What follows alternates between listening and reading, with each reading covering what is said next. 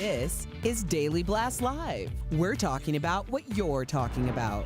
Real, honest, entertaining, live. DBL starts right now. 3, 2. Welcome to DBL. It is Tuesday. I look like a faux Jackie Kennedy. I love it. Do you? It's yes. Simon Cowell neck. I love it. Thanks, guys.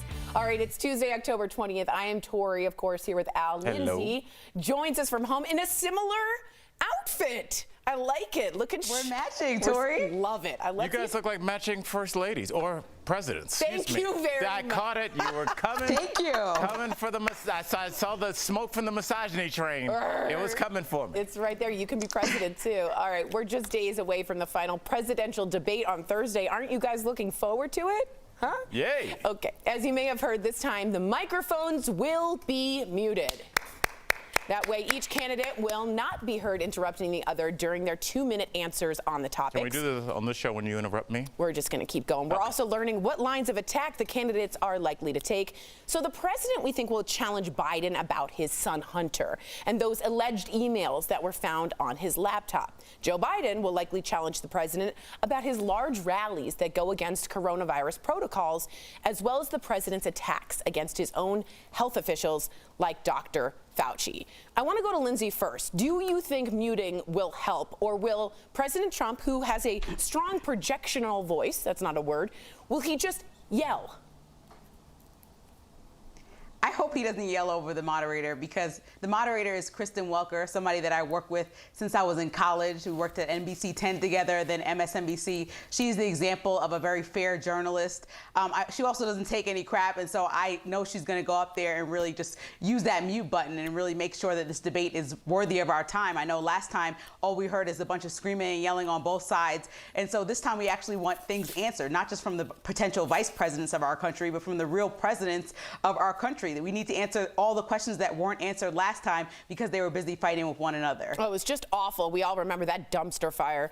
Al, do you think muting the mics will help? I don't think it'll help. I'll be super honest. I think President Trump is used to this, and when you call it a bully pulpit, that's what it is. You can literally yell from it.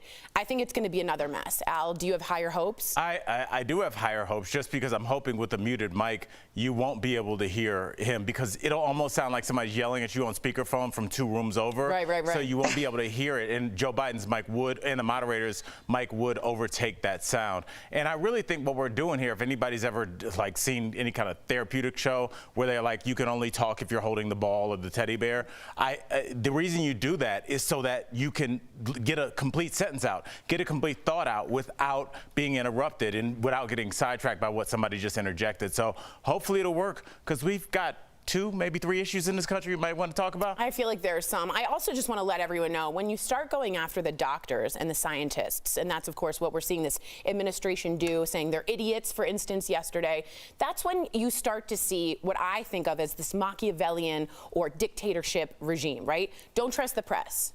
Don't trust your friends. Don't trust the doctors. Don't trust the scientists. Don't trust the professors. Don't trust anyone. Only trust me. That leads to blind loyalty, and that is dangerous. So I really dislike him going after someone like Dr. Fauci, who has been a civil servant and has helped us with Ebola and AIDS throughout this country. All right, let's talk about ripping politicians. Late night hosts love to rip on their shows, and a new study is looking at Stephen Colbert and Jimmy Fallon. It turns out they target the president way more than Joe Biden. It's not even close. 97% of the jokes on those shows went after the president. 455 were about President Trump, and just 14 jokes were about Biden. I'm going to turn to my resident comic here and just say, is that because President Trump is funnier? There's more fodder. He's more chaotic, so there's more to make fun of. I definitely believe so, and I think we have proof of this. I mean, was Bill Clinton a Democratic president? Yes. Did any late night host make fun of him? I don't remember. That's a good point. Was he? There was a strong. There were jokes? Skewed. Oh, okay. There was a skew. Oh, okay. That's fair. Lindsay, I think I heard one joke about Clinton.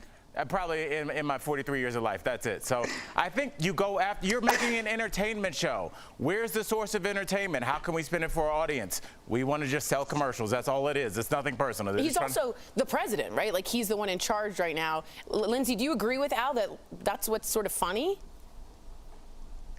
I I mean, politics like permeates so much in our life. I know that a lot of people turn on late night to figure out what's going on, maybe watch an awesome interview, but a lot of times it's just like they pile on with President Trump, and I know that he does a lot of things that make it easy to pile on, but it just seems sometimes like overkill, even when I'm watching it. See, and I think what the president does is overkill, and I think he likes the chaos, and I think that the truth tellers are the late night hosts, letting us absorb and understand and laugh. Truth tellers, wow. Sounds like the name of a podcast I wouldn't listen to. You wouldn't listen to? No. All right, Let me hear some truth telling tonight before I go to bed. We're going to get some truth telling. I think it's a wonderful podcast that I'm going to start with Lindsay. Lindsay, this is not good. We got to talk about what everyone's talking about, and right now there's some bad news for Jeffrey Toobin. If you don't know who he is, that's okay. He's CNN's chief legal analyst. He's also a reporter for The New Yorker. Toobin allegedly exposed himself on a Zoom call with colleagues last week. As a result, he's been suspended by the magazine and is on leave from CNN after he did ask for some time off. Toobin has apologized to his family and coworkers, saying it was an embarrassingly stupid mistake. He thought he was muted and off camera. He thought he had hit the video mute. This is everyone's worst nightmare. Al? Not mine. Because this isn't something that would be an issue for me. And Lindsay, first of all, as Tori was reading that, Lindsay, there was about 5 things that I could have said that would have got me fired, but I'm still here. I'm still here. Yeah. And, honestly, I look at this and a lot of times when celebrities get caught doing something, they immediately check into sex rehab and they kind of disappear for 6 months, let the news cycle out. I think this is bigger than that. I think this might be real sex addiction, because if you are doing this in the middle of the day during a meeting, it's so risky. I mean, I wouldn't even have a group call with my homeboys and our DBL because the signals might get crossed, much less this. Like, Linz, how did you take this? I think in the beginning of quarantine, when everybody was coming from home, maybe there would be a little bit more like understanding of this mistake, maybe. But now that we're well into this and this has become a lifestyle, and we all understand that when the iPad is on or the computer's on, we're pretty much rolling, and that goes for any job, any industry. I mean, it's pretty ridiculous. I think, it's not like I think that was his mentality. When the iPad's on, it's rolling. Okay. I do want to say this, first off. Okay. I'm still here. He's not fired yet, Lindsay. I will say this really quickly. And to be Google Chrome, homeboy. To be in all seriousness, though, you don't see this happen to women. Now, I know it's different for men because it's a different act, but no woman is seemingly having her pants off, letting it, and we allegedly don't know if this is true, but was sort of doing things during a Zoom call, because that's just completely unprofessional. We constantly see this happen with problems with men, and I just have to point that out. We constantly see this with men? Well, we see exposed on Zoom calls? Who are you talking to? I guess we, okay. All right, I just don't think this, I think it's so unprofessional, and we're like, oh, poor Jeffrey Toobin, that's so sad. He should have been 1,000% more professional, and I just think that's all on him. This is not about being professional. This is about your pants staying on during a work call. I think men and women can all come together. I know we're a divisive country, but I think we can all just... Guys, there have been memes about people, women included, that have like their underwear on and a nice professional shirt and continue to carry on their day like that working from home. So that's not that crazy. It's just like when you get to the inappropriate behavior, allegedly, that's when you're like, okay. I mean, I wouldn't be walking around with no pants on. I'm just saying, I'm sure there's a lot of people in quarantine doing that. Yes, except they aren't doing what he allegedly might have been doing at the same time, which we aren't going to go to because we all want to keep our jobs. Still here. Hashtag still here. All right, some sad news. Oh, this bothers me so much. This killed me last night. I know. One of our most loved Hollywood actors, Jeff Bridges, the dude, he has announced that he has lymphoma, a type of cancer that affects the lymphatic system. One of Jeff's most iconic roles, of course, was the dude in The Big Lebowski, and he broke the news to fans like this, tweeting, as the dude would say, new bleep has come to light. Although it is a serious disease, I feel fortunate that I have a great team of doctors, and the prognosis is good. I'm starting treatment, and will keep you posted on my recovery. Oh man, there's no one I want this less. I mean, I don't want it for anybody, but Jeff Bridges is such a beloved character. What do you think when you saw this, Al? My first thought was, and I was kind of going down the Toobin rabbit hole last night because I knew that we discussed this. So I didn't to call my buddies that are mostly physicians. I called Dr. Osborne and Dr. Quete in between shows and get some more information. But if I remember from college and grad school, cancer that affects the lymphatic system. I remember my professor saying, because of where your lymph nodes go, they're underneath your chin. It's almost like armpits, it's almost like a highway to the cancer because it shoots it all over your body. So it's a very serious form of cancer. Not that there's any, but there are some more severe pancreatic, for example. So it's a really scary thing. But it seems like they caught it in time. Linz, what are you thinking? I know, I'm same thing, Al. I'm happy that they caught it early enough and that he's sharing it with the world, because I know a lot of people are probably going through different things right now. And so I'm just wishing him a speedy recovery and hope that everything all ends well. Yeah, I agree. My grandfather actually passed away from lymphoma, so it touched really dear to my heart. He's such a young sense about him. Like, the dude, although he's old, he's got this like very youthful sense about him. And he's so alive, Jeff Bridges. He's so goofy and wacky that no one wants to see anything come to him, and we love the whole family. And it won't. I'm putting that in the universe now. There you go. This aggression will not stand, man. That's right. That's from the Lebowski. Good job. The Big Lebowski, too. And the Lebowski was and the little one. It was the lesser known Lebowski that never came out. Lindsay, stick around. Coming up on DBL, more and more young adults, they're living with their parents during the pandemic, but one major company is trying to lend a helping hand. And as the pandemic continues, we thank our coworkers who are working from home. Oh, you're welcome. Not you, you're here. We'll be right back.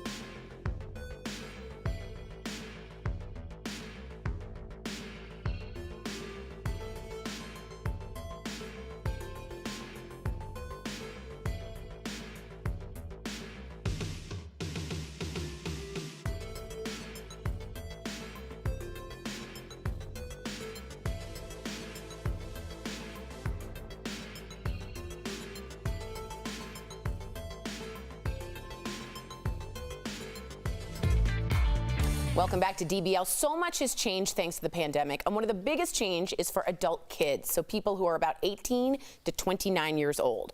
More than 26 million of them are now living at home. Can we just call them adults? Parents. Yeah, let's say adults. Adult kids is 18, weird. You're right. 29. But if you're 18, you're not always an adult at that point, although you can vote and go to war. Yeah, so you're an adult. Okay, well, that's a 2.6% increase from February. But now Yelp is trying to help parents get their kids to move back out. They're offering 10 lucky people $2,000 to help with moving expenses as part of their Re-Empty the Nest contest. I think this is so dumb. Why? Because $2,000 to move out isn't the issue. That's the deposit. Sorry, that's not the issue. The issue is these guys went to school, now they're indebted forever, and they can't get a job. It's not the $2,000 to get the moving cost out. BS. Sorry, Lindsay, I think this is absolutely laughable in what actually is the cause. It's a Band-Aid on a tidal wave. A Band-Aid I on... think it's a disaster, too. I Lindsay, mean, do what not is- let her get away with that analogy. A Band-Aid on a Band-Aid tidal wave? is not a great analogy, Tori. I'm not going to give that one to you. I apologize. But I do agree that $2,000 is also not a great solution. I mean, I lived at home with my parents after college because I lived in New York, and I remember graduating, and I thought that I would make six figures. That's and right. then lo and behold, not even close. Not That's even right. anything close for years.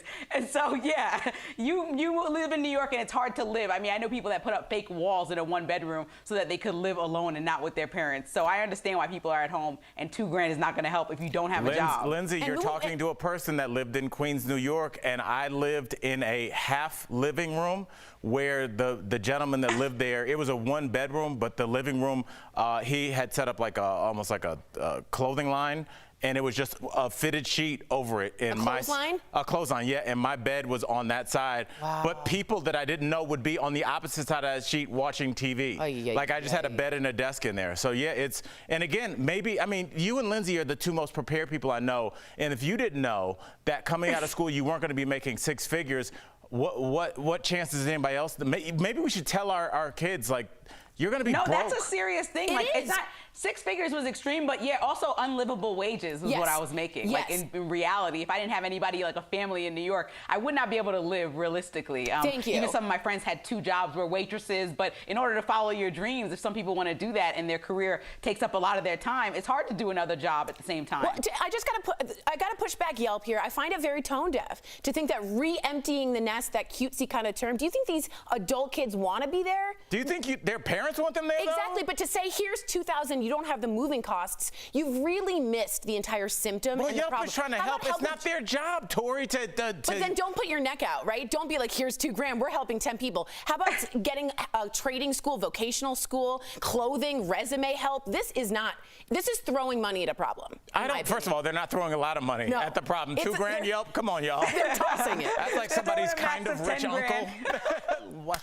Here's $2, go do something. Yeah, I don't like not it. enough. Let me know if you agree or disagree.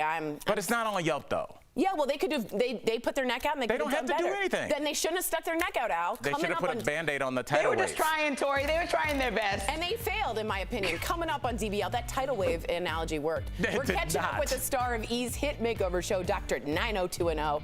Dr. Kat reveals the craziest plastic surgery transformations. Coming up next. Wow.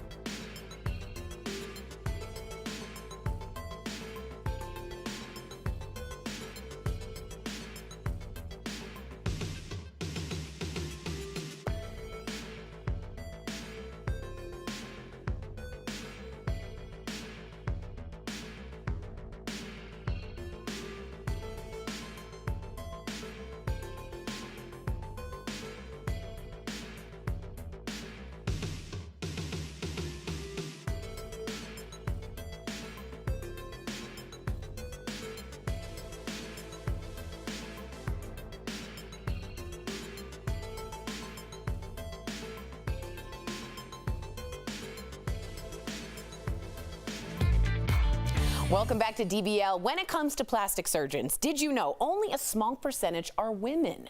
Dr. Kat from E's Doctor 90210 is spilling all the secrets about what it's like working in one of the top surgeons in Hollywood. Lindsay caught up with her earlier in today's DBL Spotlight.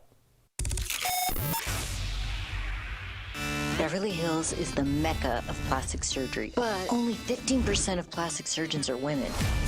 That makes us a cut above the rest. Dr. Kat Begovic, thank you so much for joining DBL. So we are so excited about Dr. 90210, which follows the life of yourself and 4 female surgeons in Beverly Hills. We usually see men as plastic surgeons, so why do you think it's so important that we see females during this series? You know, I don't know if you know this, but less than 15% of board certified plastic surgeons are women. And, you know, as a mom and also just from, you know, knowing my experiences growing up and never seeing women, you know, as a surgeon or as a plastic surgeon, I think that this is just an amazing opportunity for young girls and women out there to know that, hey, you know, we can be doctors too, or we can be plastic surgeons too. Who knows better than a woman what a woman wants to feel like? Absolutely. So as a female surgeon, are there things you do differently than male surgeons would? And also, how do you put your patients at ease? Well, I think that being a woman, and for myself also being a plastic surgery patient, I think that that does help patients feel more comfortable, especially the female patients, in terms of opening up. Now on the show, you deal with all different types of surgeries. So I have to ask you, what's the craziest request you've ever fulfilled? Well, 2 things. One, I have had patients show me this just extreme photoshopped, you know, BBL, which is Brazilian butt lift result, where, you know, the waist was just, you know, super tiny, the butt was super giant, and it was really obvious that the picture had been photoshopped. And, you know, it's my responsibility as a doctor to say, you know what, this is not realistic. And also it's just not safe to do that.